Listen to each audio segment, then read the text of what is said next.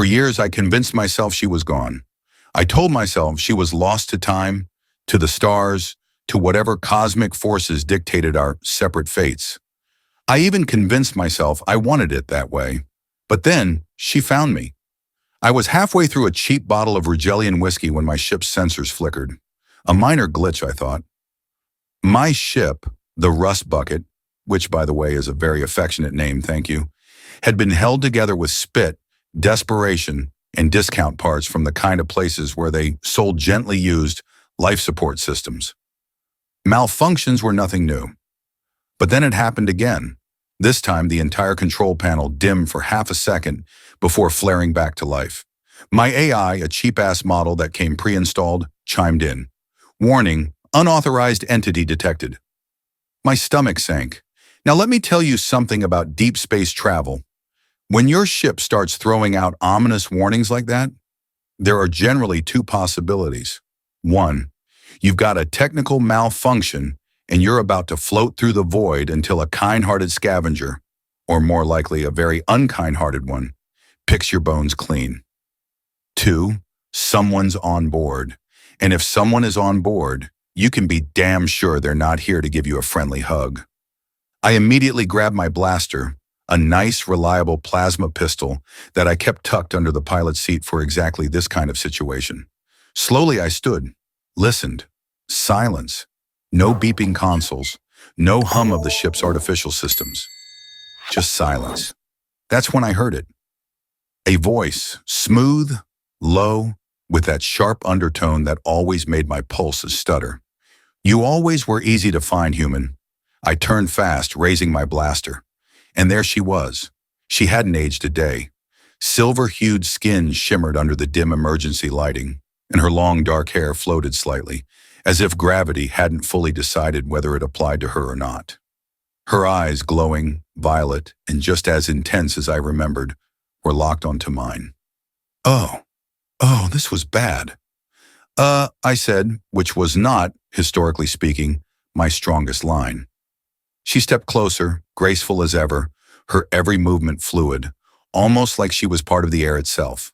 Her lips curved in something that was almost a smirk. You can't leave me again. Okay. Yeah, I was officially in trouble. Define again, I said, backing up a step. She arched a perfect, infuriating brow. You disappeared, she said, without a word, without a trace, without so much as a goodbye. In my defense, I said, goodbyes are awkward. Her eyes flashed. Oh boy. I should shoot you where you stand, she said. I managed a nervous chuckle. See, that's what I love about you. You always bring such a calming presence to any situation. Then my ship jerked. The Rust Bucket was not supposed to jerk. I stumbled, grabbing the nearest console as alarms blared back to life. My AI, unhelpful as ever, chimed in. Incoming vessels detected. Hostile lock-on imminent. You brought company? I shouted over the blaring sirens. She had the audacity to look unbothered. I may have been followed. You may have. I choked down my rising panic. You know what? Let's save the life and death interrogation for later. I stumbled toward the cockpit, my brain shifting into emergency mode, flipping switches, boosting shields, doing anything and everything to keep us from getting turned into cosmic dust. Outside, my view screen flared red as two sleek black ships cut through the void, plasma cannons glowing an extremely unfriendly shade of blue. Oh, great, I muttered. Love being a moving target. Really makes me feel wanted. They don't want you, she said, dropping into the co-pilot's seat like she owned the damn thing. They want me. Yeah? Well, forgive me if that distinction doesn't exactly put me at ease. I wrenched the controls, sending the Rust Bucket into a gut-twisting dive. The enemy ships adjusted, lasers slicing through the vacuum, barely missing my hull. Do you have a plan? I shouted. She smirked. Do you? Oh, I don't know. Not die seems like a pretty solid plan right now. Her fingers danced over my controls. She bypassed my security protocols in less than 3 seconds, which frankly felt rude, engaging hyperdrive. I barely had time to yell, "Wait, that's systems!" before everything exploded into light. The Rust Bucket lurched violently. The hyperdrive was Well, let's just say it was not in optimal working condition. The last time I tried using it, it had nearly folded me into 3 different dimensions at once. My ship rattled, shuddering as though it might fall apart. Panels flickered. Gravity wobbled. I braced myself for the inevitable, horrible outcome. And then, silence. When I opened my eyes, we were no longer in the middle of an active firefight. Instead, we were drifting through the void, a system I didn't recognize stretching out before us. I exhaled. Huh, that actually worked. She turned to me, smug as hell. Of course it did, I scowled. Okay, first of all, rude. Second of all, you hijacked my ship, got us nearly vaporized, and activated my extremely unstable hyperdrive. I saved your life, she interrupted, utterly unbothered. No, let's not sugarcoat this. You derailed my entire evening. Do you have any idea how hard it is to find a quiet moment with a bottle of whiskey in deep space? Do you? She just tilted her head. You're welcome. I groaned, slumping back in my chair. Unbelievable. Then I turned to her, eyeing her warily. Why are you here anyway? The humor faded from her face. Something shifted in her expression, something almost vulnerable. I need your help, she admitted. I sighed. Of course you do. Outside, the distant glow of unfamiliar stars burned in the darkness. And just like that, I knew. I was in trouble. Again. I wasn't technically panicking. Panicking implied I had lost control of the situation. And sure, my ship had just been hijacked by a woman who was supposed to be lost to the depths of space. We were being pursued by unknown enemies, and I had no idea where we had just hyperjumped to. But I still had my whiskey. Unfortunately, it was currently floating above me in a perfect zero-gravity arc thanks to my ship's sudden and entirely unplanned arrival in the star system. Great, I muttered. Lost a perfectly good drink and control of my life in the same 10-minute window. New record. The rust bucket systems flickered back to life as artificial gravity slowly reasserted itself. My whiskey tumbled back down toward me, and I reached for it, only for her to snatch it out of the air with inhuman speed. She inspected the bottle, silver brows arching. Still drinking Rigelian whiskey? I crossed my arms. What can I say? Some habits die hard. She gave me a knowing look. Clearly, I scowled, snatching the bottle back. All right, enough with the cryptic looks and dramatic entrances. You need my help?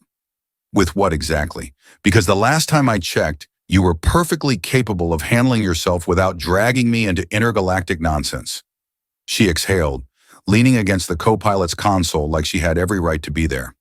Which, for the record, she did not. I was fine, she admitted, until they found me. I groaned. Okay, I need more specifics. Who's they? Because I have made a lot of enemies over the years, and I would love to narrow down whether I should be worried about a bounty hunter, a crime syndicate, or an angry space accountant trying to collect on my debt. She smirked. Still haven't paid off your ship? This ship is a lifestyle choice, I shot back. Her smirk deepened. Right, a lifestyle of running away. I pointed a finger at her. That is unfairly accurate, and I do not appreciate it. The ship's proximity alarm suddenly blared, saving me from further judgment. The main display lit up, showing 2 sleek black ships closing in on our position. I recognized their design immediately. Oh, hell, I muttered. Phantom-class interceptors. She nodded grimly. They're fast, and they don't stop. I cursed under my breath. Whoever these guys were, they weren't just casual mercs looking for a quick payday. Phantom-class ships were stealth-equipped, military-grade, and absurdly expensive, which meant whoever was after her had serious resources. You, steal something from an empire lately? I asked, already flipping switches to boost our shields. She hesitated. I groaned. Oh, come on, couldn't you have given me, I don't know, a tiny heads up before dragging me into a full-on space pursuit? They weren't supposed to find me this fast, she said. I needed a place to disappear. Your ship seemed like a logical option. Oh, great. Love that I'm the logical choice for dangerous fugitives. The incoming ships locked onto us. The targeting system beeped. Oh, I hate that sound, I muttered. A plasma barrage streaked through the void, narrowly missing our hull. I yanked the controls, throwing the rust bucket into a barrel roll that I definitely did not enjoy.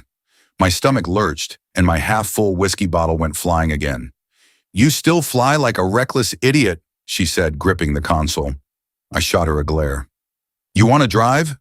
"Absolutely not." "That's what I thought."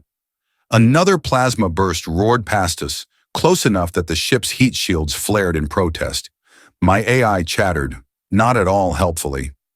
"Warning, hull integrity compromised. Recommend evasive maneuvers." I gritted my teeth. "Wow, what a fantastic suggestion. AI, maybe I'll just eject myself into space while I'm at it." She frowned. "Your AI has sarcasm settings?" "No, that's just me being a little stressed right now." She tapped rapidly at the ship's console. "We don't have enough firepower to take them head on." "I know that." "Then do something clever." I grinned despite myself. "Oh, now that I can do." Yanking the throttle back, I killed our engines entirely. The rust bucket lurched, and for a brief, heart-pounding moment, we drifted, completely still. The pursuing ships shot past us, overshooting their mark. "Oh," she said, eyes widening slightly. "That was actually—" "Not done yet," I cut in, slamming the engines back online at full burn. The ship whipped around, diving straight toward a nearby asteroid field. The rust bucket screamed in protest. My AI beeped frantically. "Warning, collision imminent." Yeah, I know," I muttered, weaving between massive floating rocks at ridiculous speeds. The asteroid field was dense, chaotic, exactly the kind of place you didn't want to chase a desperate pilot into. I spared a glance at my co-pilot. She was completely calm. Of course she was. "You're enjoying this," I accused. Her lips twitched. "A little." "Unbelievable." Behind us, the pursuing ships hesitated. One tried to follow, only to clip an asteroid, spiraling wildly before detonating in a bright explosion. I whooped. "Yes, one down, one to go." The remaining ship wasn't so stupid. It held back, waiting for an opening. I checked the nav display. The hyperdrive was still in cooldown mode. Another jump was impossible. I exhaled sharply. "All right, guess we're doing this the old-fashioned way." She tilted her head. "Which is?" I grinned. "We improvise." With a flick of a switch, I rerouted all remaining power to the rear thrusters, then cut them off completely. The sudden loss of acceleration sent us hurtling backward, directly toward the pursuing ship. I heard her sharp intake of breath. There's something about seeing a hostile ship barreling toward you at breakneck speed that really makes you reconsider your life choices. For example, was I really the kind of person who should be improvising high-speed maneuvers with death on my tail? Number, probably not. But was I already fully committed? Absolutely. The remaining Phantom-class interceptor had no time to react. 1 second, it was in pursuit, weapons locked. The next, we were hurtling backward, straight into its flight path. The pilot must have panicked because instead of firing, they pulled an emergency dive, just as I reversed thrusters at full power. The result? A spectacular collision between the enemy ship and the largest asteroid in the field. The explosion lit up space like a supernova, sending debris scattering in all directions. My ship's systems flickered violently, the shock wave nearly tossing us into a death spiral. I wrestled with the controls, barely managing to stabilize us. The rust bucket groaned in protest, but hey, we weren't dead. So, win-win. I exhaled sharply. Well, that was a terrible idea. Beside me, she tilted her head. But effective. I waved a hand. Oh, sure, if you want to focus on the positives.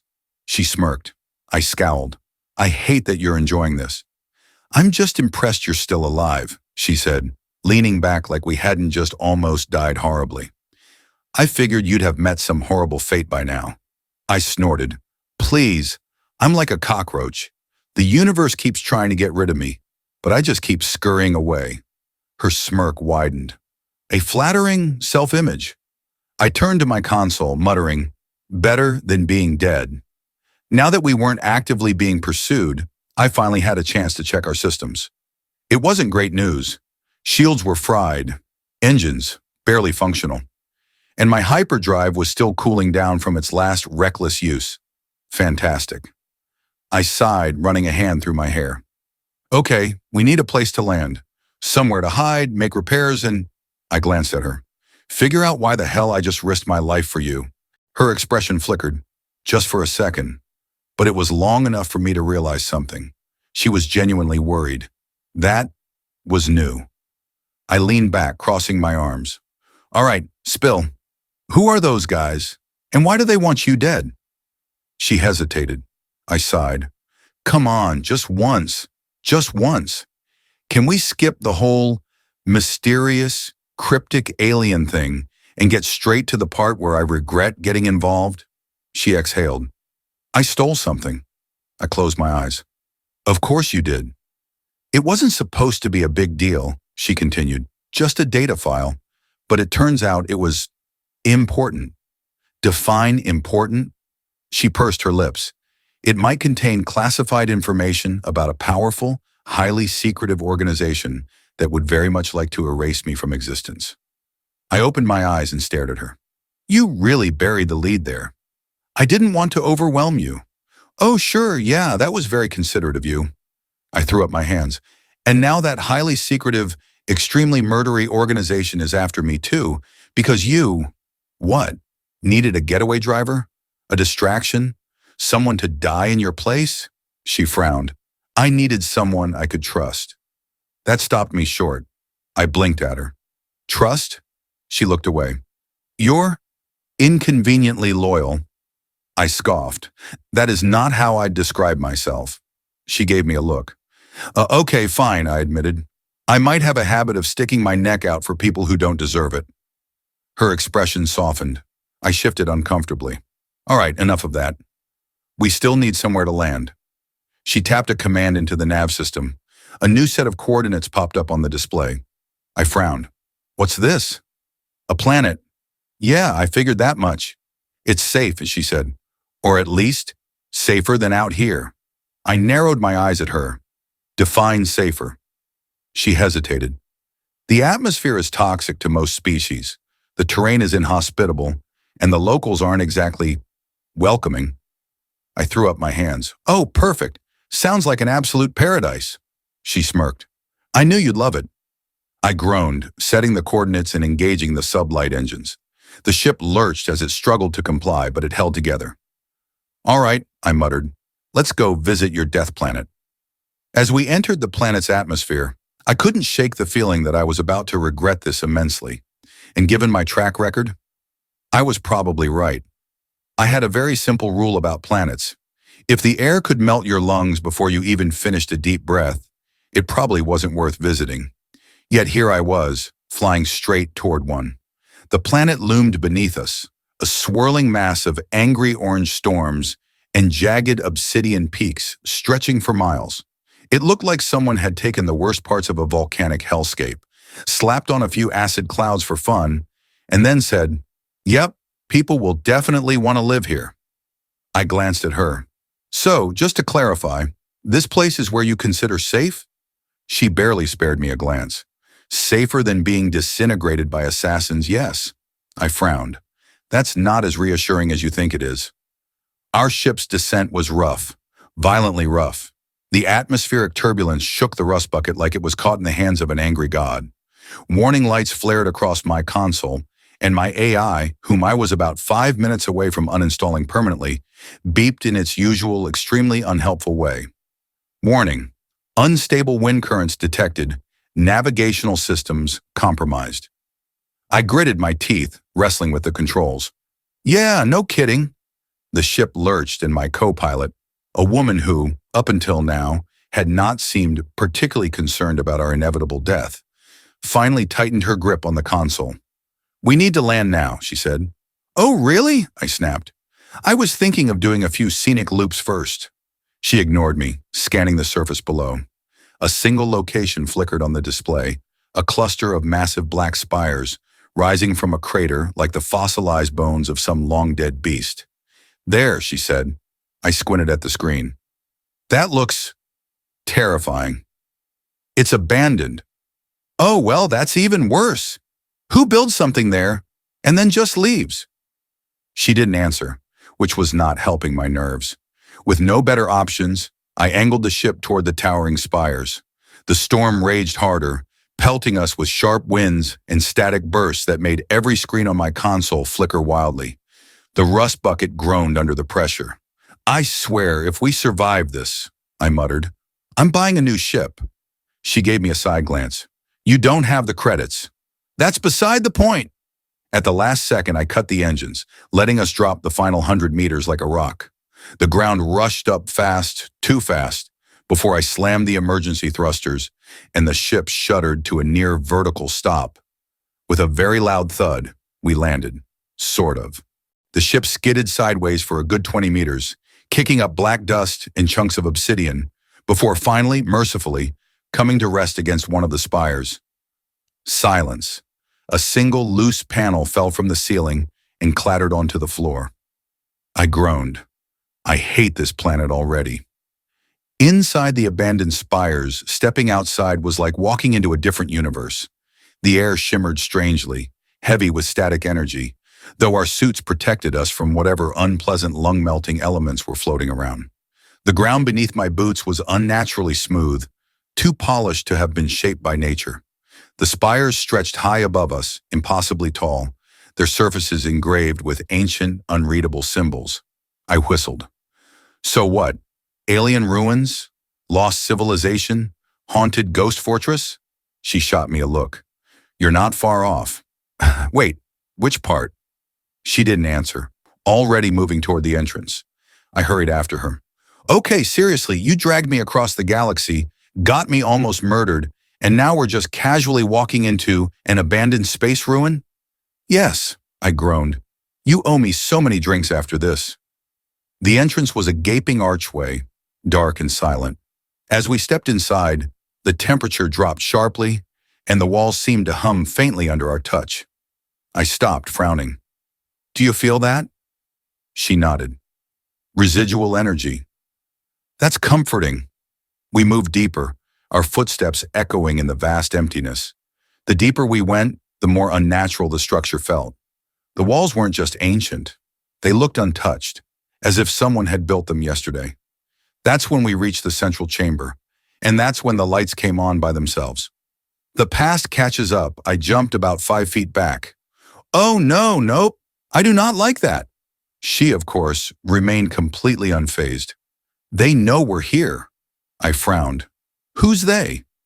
That's when a voice, smooth, calculated, and far too familiar, echoed through the chamber. "Ah," the voice said, "you actually came back." I froze, because I knew that voice, and I really, really hated that I knew that voice. From the shadows, a figure emerged, tall, cloaked, and radiating the exact kind of smug energy that made me want to shoot first and ask questions never. She tensed beside me.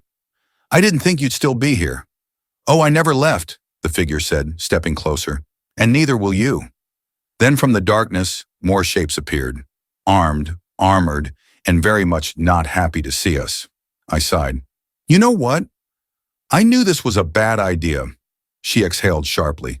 "Just stay calm." I gave her a look. "Oh, sure, yeah, I'll stay calm. It's not like we're currently surrounded by heavily armed people who probably want to kill us." The cloaked figure smirked. "Kill you? Number, you're worth too much alive." I blinked. Sorry, what?" The figure stepped forward, and the dim glow from the chamber lights finally illuminated their face. And just like that, my stomach dropped. Because I knew this man, and the last time I saw him, I had betrayed him to save my own skin. "Oh," I muttered. "Well, this is awkward. The thing about running from your past is that eventually your past runs faster. And right now, mine had caught up. Standing before me was a man I had hoped never to see again. Tall, imposing, and very clearly not over the whole betrayal thing. His name was Commander Aldrich, a former intelligence officer turned enforcer for an organization so secretive, even whispering their name could earn you a one-way ticket to permanent disappearance. And let me tell you, Aldrich's not a forgiving guy. Well, he said, stepping closer. "Of all the people in the galaxy, I never expected you to walk back into my grasp." I forced a grin. "Yeah, I'm full of surprises." Aldrich raised a gloved hand. Instantly, his soldiers leveled their weapons at us. I sighed. And here I was, hoping for a friendly reunion. Next to me, she remained unnervingly calm. Her violet eyes flickered between Aldrich and his men, calculating. She whispered, "Can you stall him?" I frowned. Define stall. Long enough for me to access the main interface. I blinked. Wait, what? Before I could demand more details, she took a subtle step away, keeping her hands where no one could see them. Fine, I'd buy her time. I turned to Aldrich, stretching out the moment. So, how's life been? Aldrich's expression did not change. You stole from me. I raised a hand. Okay, hold on. Technically, I didn't steal anything. You took classified intelligence, sold it to a rival faction, and left me to take the fall. Right, that. Okay, technically, that is stealing. Aldrich's jaw tightened. You ruined my career. I winced. Yeah, sorry about that? His eyes darkened. Not good enough. The guards took a step forward. Okay, time to stall harder. I clapped my hands together. You know what? I think we're focusing too much on the past. Let's talk about the present. Like, for example, why you're here. Aldrich smirked. Wouldn't you like to know? I would, actually. Aldrich tilted his head, studying me. Tell me, how much do you know about this place? I hesitated. It's got a great ambiance? His smirk widened. This facility was built by an ancient species, one that never should have existed. It contains knowledge that could reshape the balance of power in the galaxy. My stomach tightened. Define reshape. Aldrich took a step closer, his voice dropping to a whisper. They weren't just builders, he said.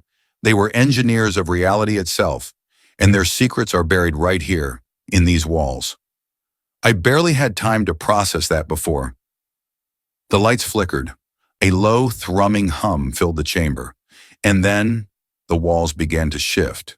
A very bad plan. I turned just in time to see her standing before a control panel, her hands pressed against the interface. Aldrich's expression darkened. What have you done? The hum grew louder. The walls shimmered, revealing something beneath, an enormous, intricate energy field, pulsing like a living thing. She turned to me, her voice urgent. I found it. Aldrich froze. His men hesitated. I pointed at the glowing, potentially dangerous energy structure. Found what? She didn't take her eyes off me. A way to end this. Aldrich's eyes narrowed. Step away from the interface. She didn't move. I blinked. I'm assuming you have a plan. She nodded. Aldrich pulled his weapon. You don't know what you're doing. She smirked. I know enough. And then, she pressed the final command. The entire chamber erupted in light. The ground shook violently, and an unseen force ripped through the air, sending Aldrich's men crashing backward. I barely managed to stay on my feet. Oh, fantastic. I love it when ancient tech goes nuclear. Aldrich stumbled but quickly regained his footing. His men weren't as lucky. She turned to me. We need to go. Now. I nodded rapidly. Yes, I would love to do that. Aldrich, however, was not ready to give up. Stop them. His men tried, but the facility itself had other plans. Walls shifted, blocking pathways. The air crackled with raw energy. The entire structure was waking up. Aldrich cursed, turning his weapon on her. I reacted without thinking. I grabbed the nearest object, a loose piece of ancient debris, and hurled it at his head. It hit him square in the face. Aldrich went down hard. I blinked. Huh, that actually worked. She grabbed my wrist. Let's move. We ran, dodging crumbling debris, leaping over fallen soldiers, until we reached the exit. Just as we made it to my ship, the facility behind us began to collapse inward, folding into itself like a dying star. Aldrich was nowhere to be seen. I didn't wait to find out if he made it. I shoved the engines into overdrive, and we launched into the sky, leaving the dying ruins behind. The aftermath silence filled the cockpit. We were alive, somehow. I exhaled sharply, rubbing my face. Okay, South, that was a terrible plan. She leaned back, smug, but effective. I groaned. I hate that you're right. She smiled slightly. You always hate when I'm right. I sighed, shaking my head. So what did you actually do back there? She looked at the view outside. the stars stretching infinitely beyond us. I erased it, she said softly. The data, the technology, everything Aldrich wanted. I frowned. Just gone? She nodded. Some knowledge is too dangerous to exist. I studied her, realization sinking in. You planned this from the start, didn't you? Her violet eyes met mine. I told you, she said. I needed someone I could trust. I snorted. Right, because I'm just so trustworthy. She tilted her head. You are to me. And just like that, my stomach did something stupid. I exhaled. You're going to be the death of me. She smirked. Probably.